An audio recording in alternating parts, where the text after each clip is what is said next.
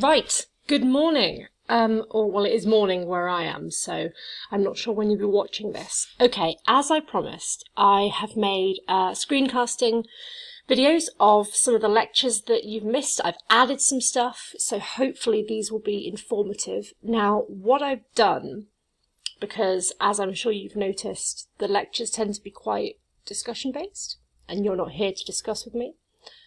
I've kept to the theory. So we're going to have some quite heavy theory going on, but feel free to pause or walk away. And towards the end, I'm going to include a couple of questions you might like to think about in relation to this, and also some stuff for you to think about when it comes to writing your own pieces. This topic is women and gender, and that's, of course, gender in all its different forms. And I would like to say that this talk comes with a slight content note that I'm going to be discussing very briefly things like #MeToo and rape culture. So if that's something that you are not comfortable thinking about, not comfortable talking about at this time, I'll give you a heads up on when to stop the recording and when you might like to re-enter. So I hope that helps. Okay. And I also hope this is working. If it isn't, you can just chalk it up to me being, an academic. And I do apologise if my little face in the bottom corner is difficult. Let me know. If it is, I'll take it off the future videos. So, oh gosh, it's not working. Oh, now it is. Okay, now it is. Whew. So are you a feminist? It's the first question when thinking about feminism, gender expression, the position of women, the position of what I guess we could kind of rudely call not men. And it's a question that a lot of people struggle with because it's become the F word, that naughty word that we're not really very sure we should be saying. And the definitions are wide-ranging. Anyone who's ever been in a Twitter argument with someone about feminism will know it's not one of those topics that we can take lightly. So here is a definition. This is from Krista Scott Dixon. Feminism has many definitions and incarnations, yet the term is more or less adequate as a way of conveying a certain set of related politics, identities, and worldviews. I, that is Krista, use Bell Hook's definition. Feminism is a movement to end sexism, sexist exploitation, and oppression.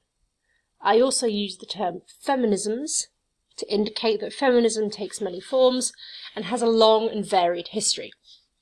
So personally, I think this is a great way of looking at it. Bell Hook's definition is just marvellous. A movement to end sexism, sexist exploitation, and oppression, which some people may say favours women. But if women, non-binary and trans people are the biggest oppressed groups, then, well, maybe it should favour them.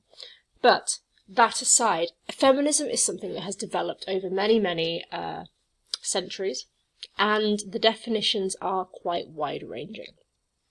So, some types of feminism. There are waves. It comes in waves. We currently think that there's possibly 4 waves.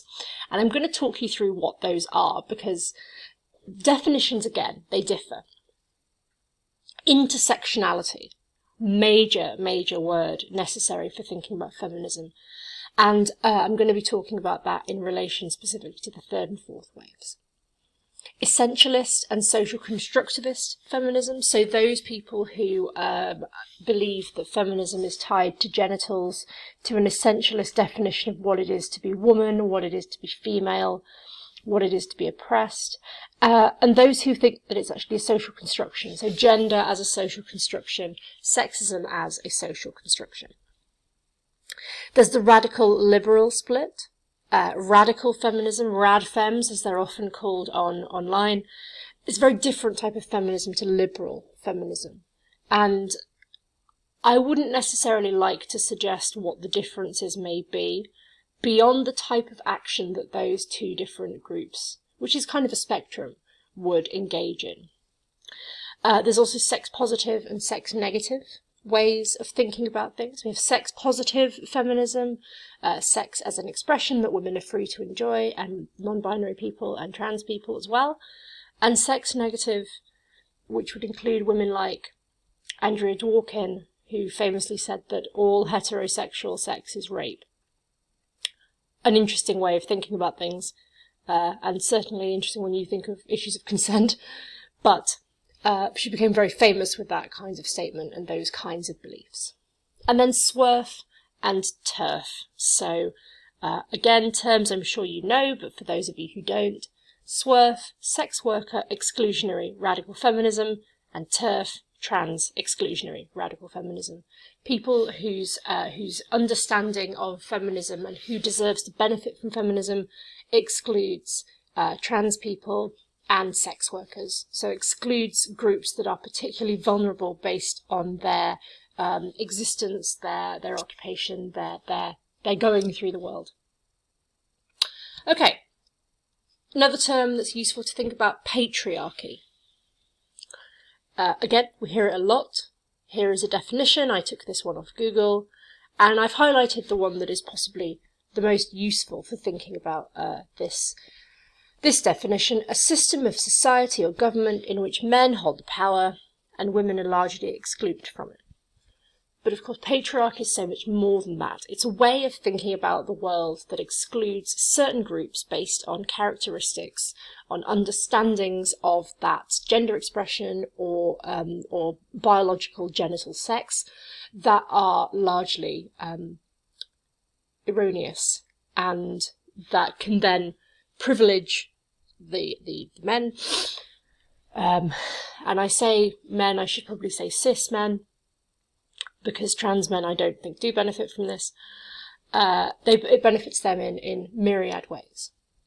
If you're interested in thinking about how patriarchy is actually a really wide-ranging phenomenon, I can highly recommend a book called Invisible Women by Caroline Cristiano Perez, I think her name is. Came out recently. Looks at the way that women are excluded from data collection and thus get penalised in all kinds of different areas. It's very, very interesting. Although she doesn't talk about trans and non-binary folk. So there is some debate as to how turfy her book might be. But it's an interesting start. And here's an example of exclusion of women, parliamentary positions held by women. So we've got yellow is 1995 and kind of sludge colour is 2012. Still not many, but of course a lot of people like to throw that back and say, well, Frau Merkel and Theresa May and Hillary Clinton are all high-ranking women. Yes, of course, there are exceptions to all of this. And with everything I'm going to say in this lecture, there are exceptions to all of this. But that doesn't mean that the majority of women are not. Women and non-binary and trans folk are not in a position under patriarchy. That is not good. Oh, it's paused. Okay, I'm going to skip over these ones. That one. It'll be on the slide. It's just looking at an example of sexist questioning in journalism. So when we think about feminism in a literary sense, it's quite different to what we see online. It's quite different to the feminist debate and feminism in sociology or politics, those kinds of arguments. So thinking about what does a feminist critic, and by critic I mean literary critic, what does a feminist critic do? What is the point of feminist readings of texts? So here are the points. I've taken this from Barry's book, which is an intro to literary theory. Those of you who are BAE students, you will have read this in your first year. So, we rethink the canon. The canon being the list of texts that are considered central, that are considered formative, germinal to a national literature or a type of literature. So if you think about the canon of English lit, you're probably going to come up with names like Shakespeare, Dickens, Wordsworth, all white men. And who is creating the canon and how does that affect the way that we think about other texts? These are questions that feminist theory is intensely concerned with. Revalue women's experience. So think of a writer like Jane Austen. She writes about the domestic because she knew the domestic. She writes about marriage and about the position of women, because that was what she knew. And her works, I'm not a fan, but her works are intensely important for thinking about how the world works, especially the world of damn near 50% of the population. So it's rethinking how we're categorising those domestic experiences, and also thinking about how they exist in relation to male or men's experiences in the public-private split. One example of this would be thinking about the high-powered businessman who has it all and does everything, and his wife holds down the fort at home. How much of his life is dependent on her labour, and how much of her labour is seen as a worthwhile experience. So thinking about that through literature.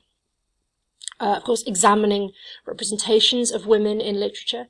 And this is Barry's list, but I would like to add that feminism is also concerned with thinking about trans and non-binary individuals too. So moving into LGBT plus representation, how is that used? How does that come through? And to what extent is that important? So again, let's think about female monsters. Somebody like the Medusa, Greek mythology, Medusa, monster, monstrous feminine representation, and her head is covered in snakes, which are kind of like penises, some might say. She's monstrous, and her femininity is monstrous. But why is that important, that she is both monstrous and woman? And if you are interested in thinking about the Medusa, there are some fabulous essays. She's one of the most interesting characters in Greek mythology. Challenging representations of women as other. Now, this is an interesting one because what it suggests is that there is a default setting for life, and that default setting is male. And moreover, it's white male. So woman as other. You have Bill is the basic setting for life, and then you have Maureen, and Maureen is othered in some way. What does that mean? What does it mean for understandings of male, understandings of female, understandings of non-binary, understandings of how we're going to represent those different types of people within literary texts, and indeed within the world as a text? Examining power relations, which obtain in texts and in life, with a view to breaking them down, seeing reading as a political act. So feminism thinks about all of these issues in relation to power. Who has the power? Who is telling the story? Who is doing the storytelling? How are the books being published? And thinking about this as beyond just the words on the page, but oh, okay, this is a story about this type of female character. This has become published. Sorry, I've got a really itchy eye. Oh, okay, that's better. Why has this story been published? And why has this person told this story? We're going to get back to this in a bit when we think about writing women. And finally, recognising the role of language in making what is social and constructed seem transparent and natural. Consider, for example, the word master. It's a good word, strong. I have mastered something. I am a master of this craft. It's a bold word. It's a positive word. Think of the feminine cognate, mistress. A mistress? Someone who is under something, someone who is slightly illicit. You might think of mistress in relation to adultery. It's all of that understanding and gendering of language that changes expectations and ways that we think about it. And in English, it's not quite so obvious as in other languages, but consider French. If you have a group of people, mixed gender, you use a certain term for that. If you have a group of people all female, you have another separate word. But the minute you insert one man into that group, he takes precedent and the male form is used. So, gendering of language, different ways that language is working around understandings of something that is intentionally social and socially constructed. It raises the question, of men and women as essentially different, or as socially constructed as different. And what does that mean? And where do these differences exist? Is it down to our genitals? Is it in our brains? Is it somewhere else?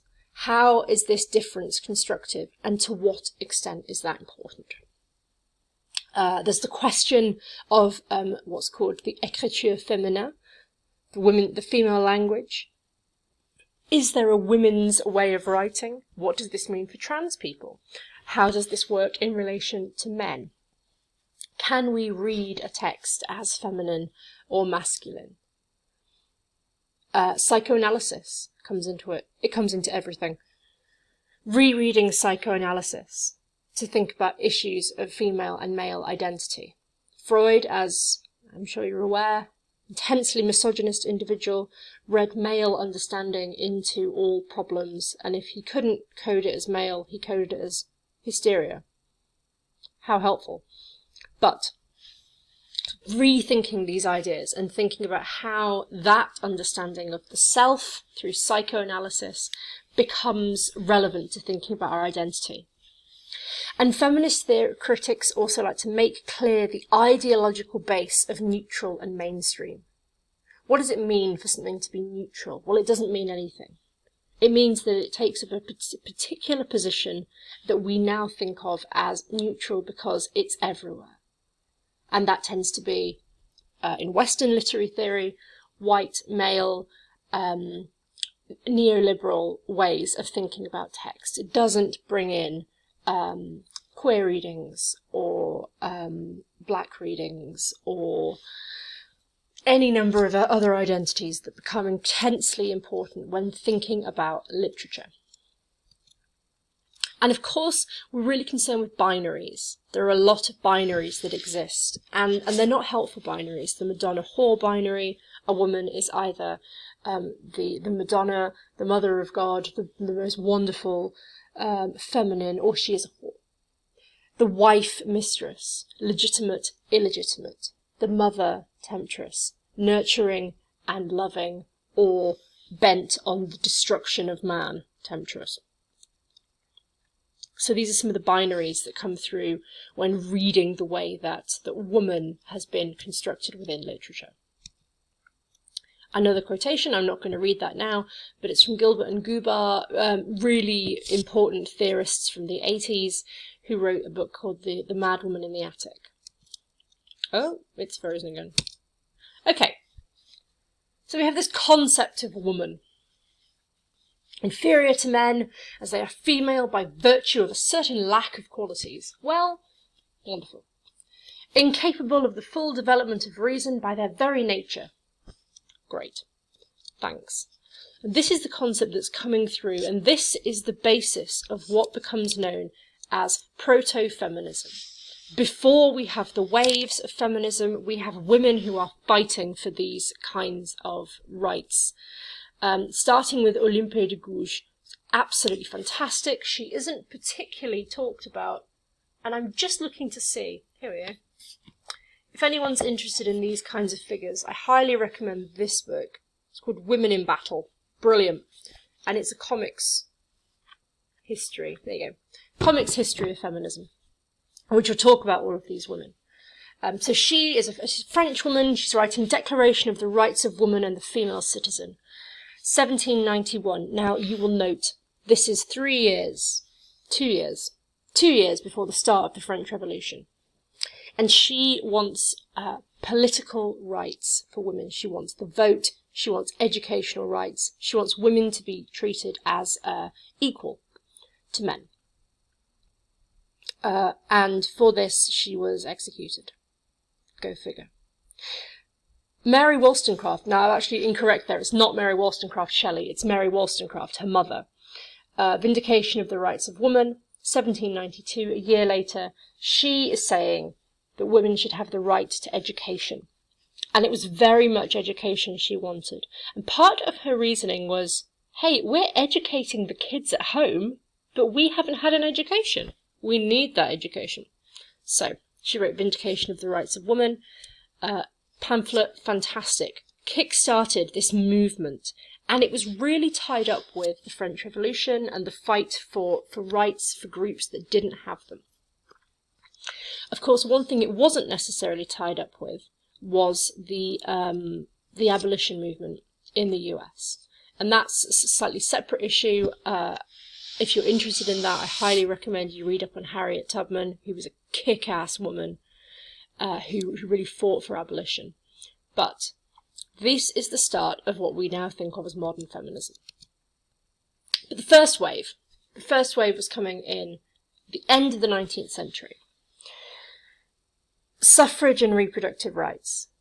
Women wanted the right to vote. It was intensely important that they have a say in the politics that was going on, because so much of it was controlling them.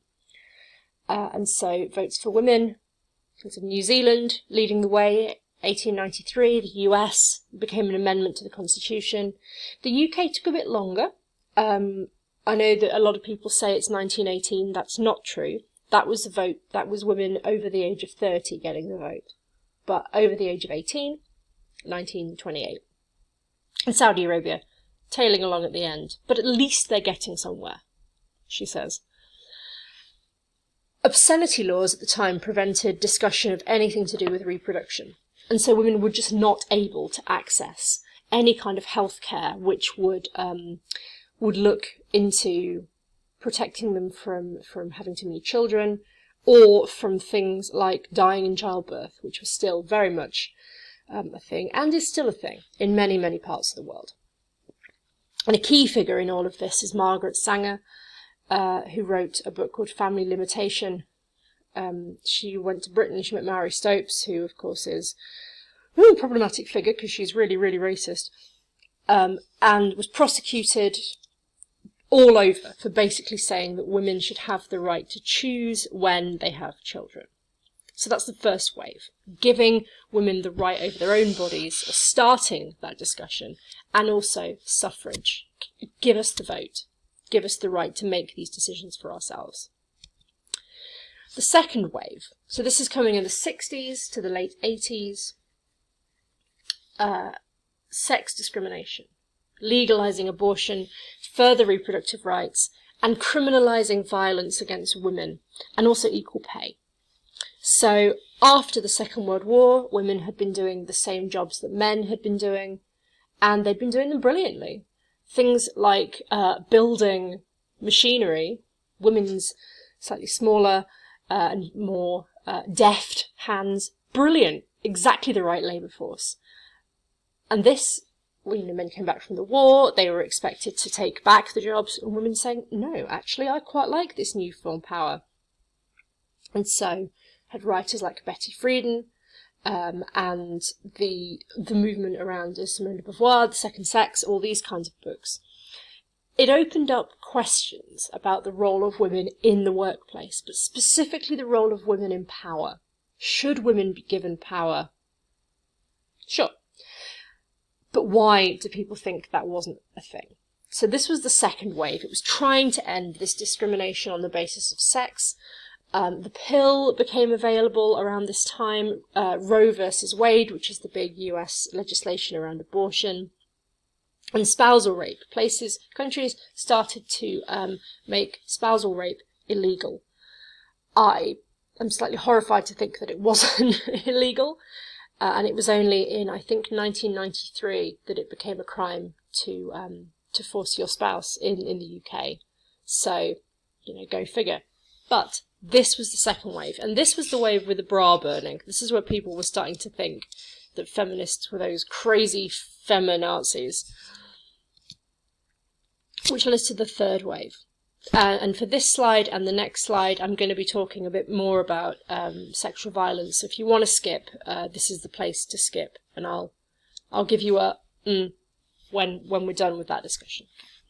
So the early 1990s into the 2000s, this is when intersectionality, understanding of trans and queer identities, becomes a thing, and a lot of people started to become very bothered by the fact that these essentialist definitions of femininity were really just the experiences of white upper middle class women, and that the very particular race-bound struggles of women of colour, be they black, Latinx, any other identity, were not being taken into consideration.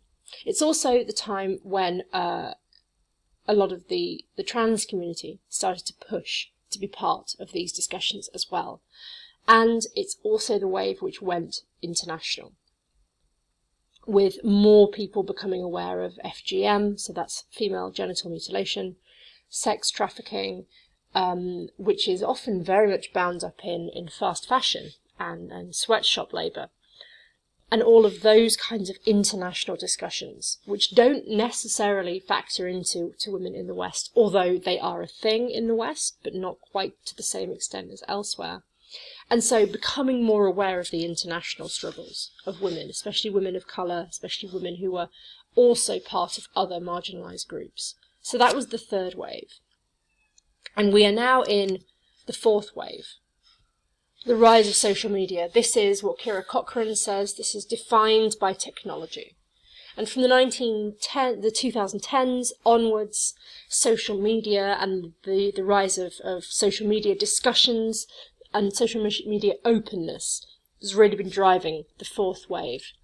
The main issues: justice, opposition to sexual harassment, opposition to violence, and the intense cracking down on things like street and workplace harassment, rape culture, campus sexual assault.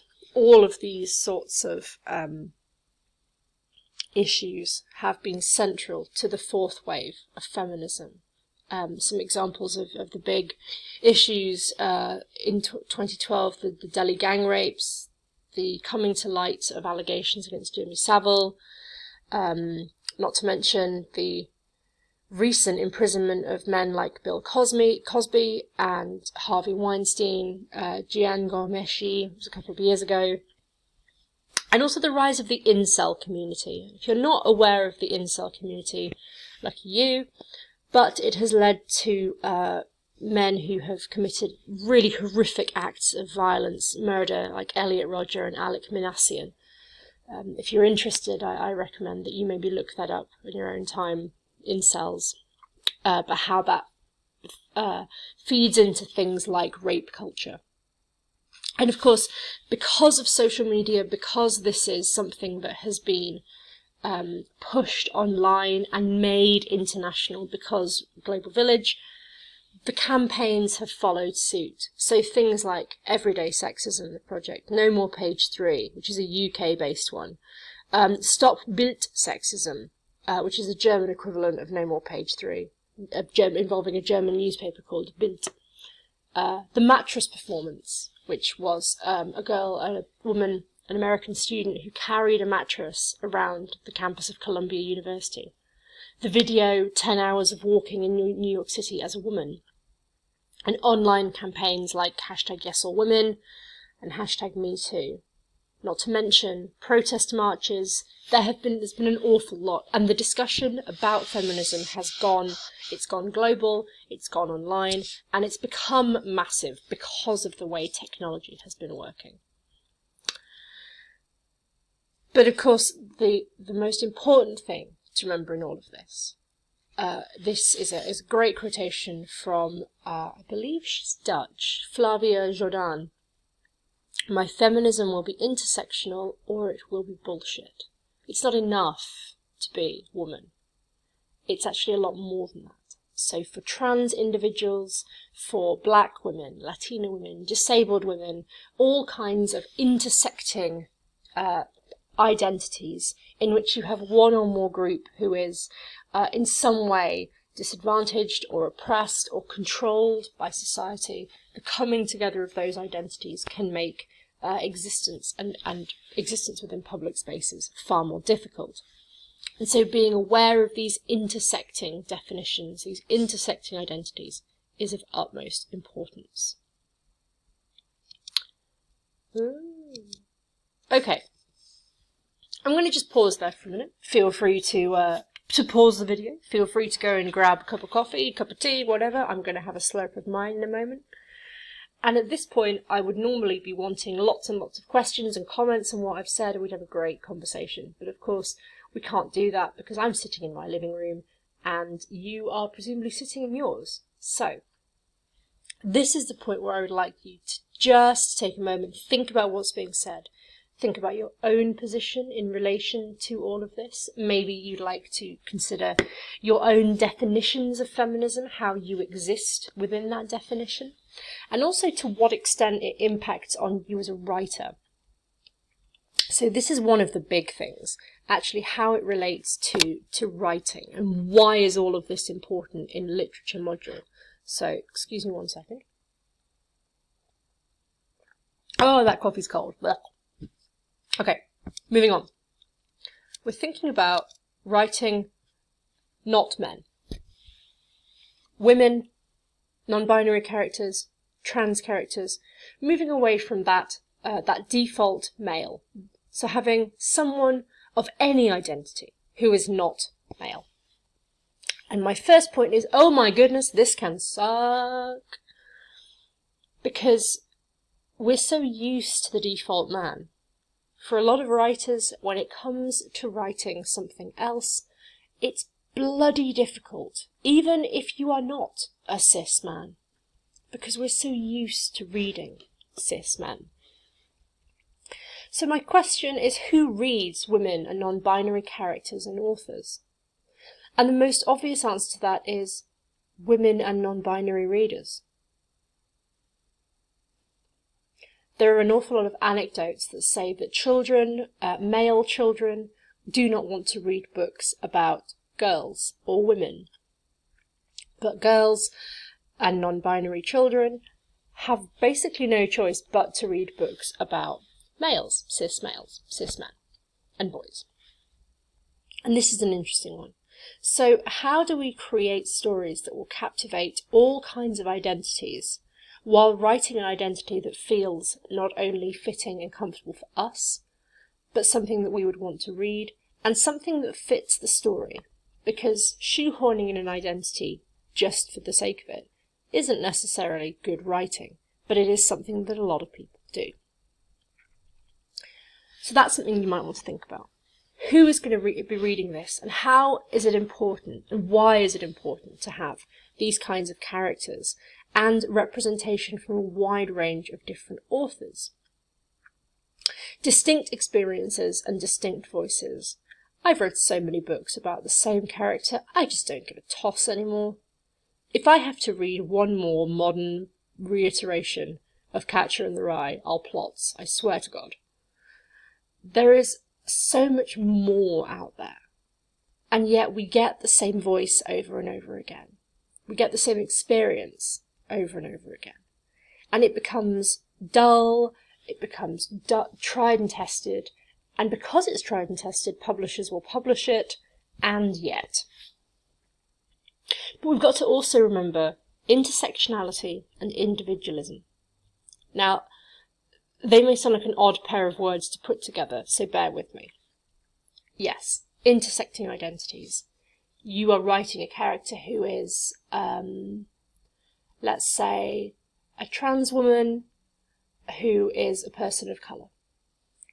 So you've got to think about those two identities existing in one person. What kinds of experiences are going to be had, and how are those identities going to affect the way that the world exists for that character? But at the same time, they are an individual. So their identity and their experiences of that identity are going to be bound up in their own individual personality. This is by no means an easy feat, but there's a great quotation from, I think it's actually from George R.R. Martin, who says that he's always found women to be people, and that's how he writes quite good female characters. So I think if you bear in mind this person is a person, that's a good starting point. The thing not to fall into is comfortable stereotyping. I am sure all of us have spent many an unhappy and uncomfortable hour reading through the r/men writing women subreddit, and found some of the most bizarre examples of stereotyping ever. So let's take an example of periods. The vast majority of people with uteruses on the planet get periods. It's a thing. And yet it becomes this weird stereotype that if you have a story written by usually a cis man in which a character has periods, it's not just, oh yeah, it's period. It becomes this bizarre mystical event. And I wouldn't want to speak for every period having person, but I'm pretty sure that most people don't like them. So all of this weird, oh, it reminded her that she was still alive kind of stuff is creepy and bizarre. You can have a period having character of childbearing age, and we kind of know that they're going to be having periods. We don't necessarily need that written. Unless it's absolutely relevant to the plot, it's a very bizarre thing to put in just for the sake of showing a person's age or uterus status. So, thinking about how it's relevant. Is it relevant that this goes in? Is it just a weird stereotype? The other is boobs. For characters who have boobs, which can be of any gender expression, I know some cis men who definitely have boobs, we're not aware of them moving around. I'm just going to put that out there. So, thinking about the way that you physically write a character. If you are a cis man who does not have boobs, who's never experienced having boobs, maybe don't describe it, because that's a bit weird. There are things that you can write about to describe other genders, body types, I should maybe say other sexes' body types, that would be far more useful. But if you're not sure, you can always ask. And a lot of this comes down to, if you're not sure, maybe you should ask. If you're writing a character who is a different gender expression to yourself, do you know someone who is of that gender expression that you could ask to proofread for you? Maybe give it a go. And when this comes to sci-fi and fantasy, well, you know, you've got the entire universe. Why be constrained by the rules of Earth? Thinking about different words, different ways of doing things, a lot of it's bound up in a history that is intensely, shall we say, terrestrial. So why not do other exciting things with gender? Why not try and write a post-gender landscape? Be new and bold. So much of sci-fi is both stale and old. We have the same tried and tested, dull, boring gender essentialism. We have the same sexism and patriarchal control. Let's not do that. Let's have something that is different, that is exciting, that is pushing all of those issues away. You're setting a story in a completely separate, I don't know, a planet where people have plungers for heads, and yet you're still having sexism? Really?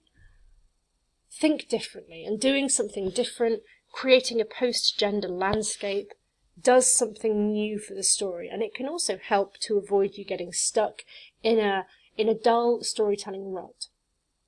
Now, this is not to say that you are erasing the issues of women, of non-binary and trans folk. It's not saying that at all. But it's giving you an opportunity to think about how gender is constructed on Earth and how it could be constructed in the future. So not so much gender erasure as gender development. That's maybe not the best word, but I can't think of a better one right now. Okay, we've come to the end. I've hopefully given you some things to think about. What I would like to suggest, for those of you, maybe you'd like a writing exercise, how about you think about the story that you're doing and think about where gender plays into it. Now, this isn't so much a writing exercise as an editing exercise. So think about your piece.